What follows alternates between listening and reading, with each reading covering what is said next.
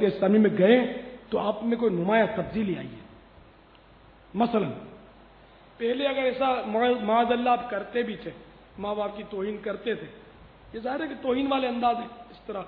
گفتگو رف انداز، تو اب کرتے تھے تو اب آپ جا کر پہلے گھر میں سلام کریں،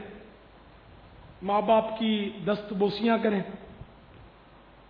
بحر شریعت میں 16ویں حصے میں غالباً در مختار کے حوالے سے لکھا ہے کہ ماں جس نے ماں کے قدم چومے اس نے جنت کی چوکھٹ کو بوسا دیا۔ چوکھٹ یعنی دروازہ، یعنی جنت کے دروازے کو چوما۔ تو ماں کی قدم بوسی کرے، باپ کا ہاتھ چومے، جب ان کو آتا دیکھے تو تعظیم کے لیے کھڑا ہو جائے، بھلے باپ بے نمازی ہے، بالفرض شیوڈ ہے، کلین شیو ہے، تب بھی کھڑا ہو جائے۔ باپ کی تعظیم کرنی چاہیے، ماں کی، باپ کی تعظیم کرے، ان کے سامنے پست آواز رکھے، پچھلی جو بھی کوتاہیاں اور توہینیں وغیرہ ہوئی ہیں ان سے اس انداز میں معافی مانگے کہ ان کا دل پسیج جائے، سمجھ میں آ جائے اور یہ دل سے معاف کر دیں۔ جب یہ آپ کے اندر تبدیلی دیکھیں گے نا تو آپ ان کو کہیے کہ تبدیلی کہاں سے اور کیسے آئی۔ دعوت اسلامی کے مدنی ماحول کی برکت سے میرے میں یہ تبدیلی آئی ہے، اور وہاں ہم کو یہ سمجھاتے ہیں اس طرح کہ ماں باپ کا احترام کیا کرو وغیرہ۔ جب یہ باتیں آپ کہیں گے نا، جو واقعی سکھایا بھی جاتا ہے، اپنے اس پر بیانات بھی ہوتے ہیں، اس کے رسائل بھی دیے جاتے ہیں، لٹریچر اس طرح کے، تو یہ جب آپ ماں باپ کو یہ بتاؤ گے نا، تب ماں باپ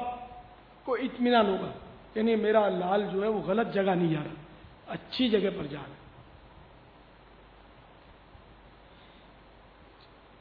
تو جب وہ مطمئن ہو جائیں گے، پھر 12 ماہ کے آپ کو وقف مدینہ کر دیں گے انشاءاللہ۔ گھر میں آپ کو خود اپنے آپ کو بدلنا پڑے گا۔ اگر آپ کو والد صاحب اجازت نہیں دے رہے تو آپ اس کا گلا شکوہ سب سے کریں گے، کوئی جا کر، اب جیسے کہ یہ فون مجھے پہلے پتا ہوتا تو میں نہ سنتا، یہ اس طرح بالکل یہ تو فساد کرنے والا فون، اس طرح سے فساد ہو سکتا ہے گھر میں۔ اگر والد صاحب کو پتا چل گیا کہ بیٹے نے میرے کو اس طرح مدنی چینل پر چڑھا دیا، اور مدنی چینل اس وقت دنیا میں دیکھو نا کہاں کہاں دیکھا جا رہا ہے، تو لاکھوں کروڑوں مسلمانوں تک تم نے پیغام پہنچا دیا، لیکن خیر اس کا نام نہیں ہے، خالی اتنے بڑے شہر کا نام ہے جو دنیا کے بہت بڑے شہروں میں سے، تو اس لیے پتہ نہیں چلے گا کہ یہ کون تھا، لیکن کچھ لوگوں کو تو پتہ چل جائے گا نا، جو جانتے ہوں گے، آواز پہچانتے ہوں گے، تو یہ مسئلہ کھڑا ہو سکتا ہے۔ اس لیے اس طرح کا مطلب یہ نہیں کہ کسی کو اس کی شکایت نہ کرے۔ ویسے بھی گھر کی بات باہر نہیں آنی چاہیے، یہ ہمیشہ خیال رکھنا چاہیے کہ گھر کی باتیں باہر کرنے والا اچھا نہیں سمجھا جاتا، بچہ جو ہے مناسب نہیں ہے۔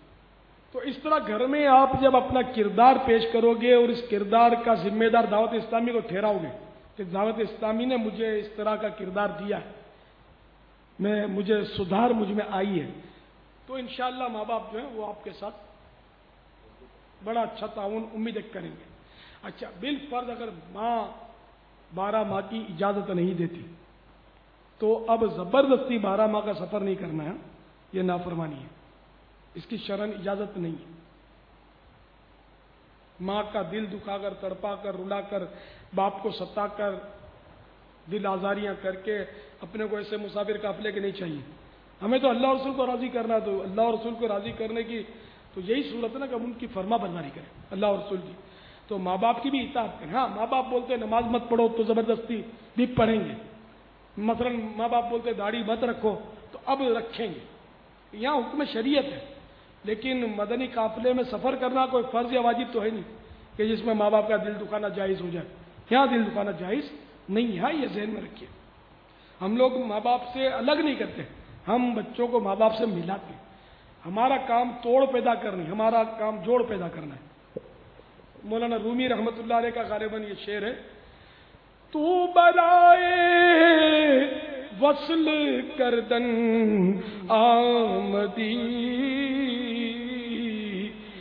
نئے برائے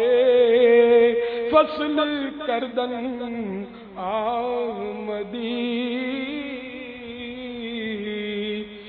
جوڑ پیدا کرنے کے لیے آیا ہے، تو توڑ پیدا کرنے کے لیے دنیا میں نہیں آیا۔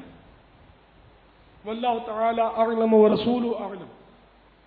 عز وجل وصلی اللہ تعالی علیہ وآلہ وسلم۔